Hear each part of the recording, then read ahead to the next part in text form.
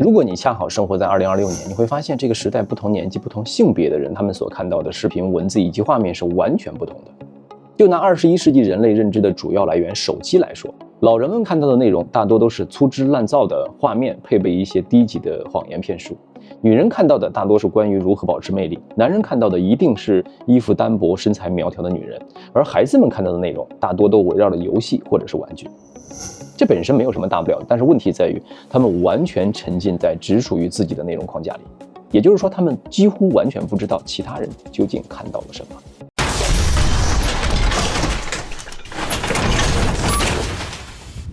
用3000年后的视角解读世界，我是老鬼，欢迎来到银河档案。在21世纪人类的骨骼化石当中，我们发现了一个显著的病理特征：颈椎前倾、大拇指关节变形。这都是因为那个外置器官智能手机造成的。当时的人类以为自己是这台机器的主人，但是据数据分析，他们其实只是这台机器的生物电池而已。他们平均每天要盯着它看6到8个小时，献祭自己的注意力，来换取一种短暂的精神刺激。所以这根本不是人类的工具，而是人类的电子镣铐。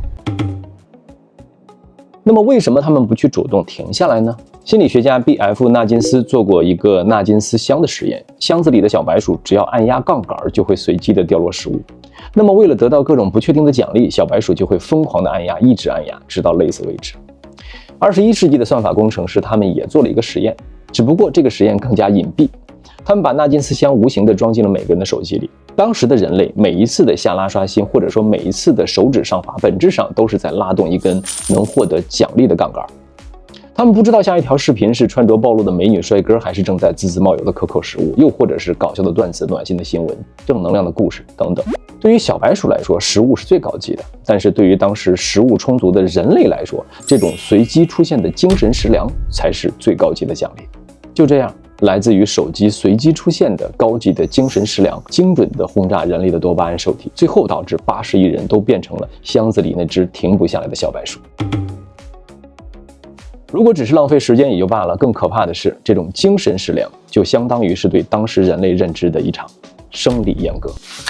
内容算法的目的当然只是为了纯粹的流入观众，但是它必然会导致一个结果，就是知识壁垒会越来越难以跨越。就像古人类喂猪喂鸡一样，这些动物从出生到被屠宰可能只吃过一种单一的食物，饲料或者是玉米。算法也是一样，如果一个人喜欢激进，那么算法就会给他推送各种各样的极端言论或者是画面。一个人喜欢焦虑，算法就会给他推送世界末日或者是悲观的同人。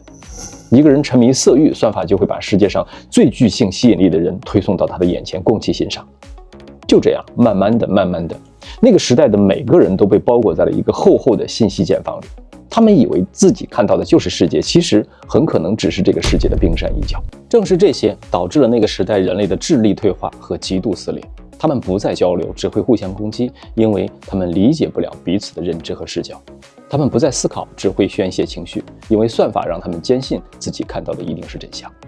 这就是21世纪所谓的科技飞速发展的时代，人们的肉体被困在格子里，灵魂被困在屏幕里，他们拥有神一样的科技，却过着原始人一样充满焦虑和恐惧的生活。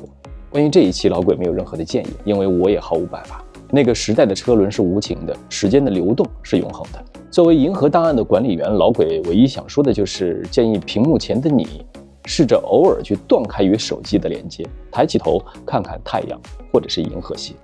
银河档案馆的第1季就此封存了，第2季关于太空的内容，我们不见不散。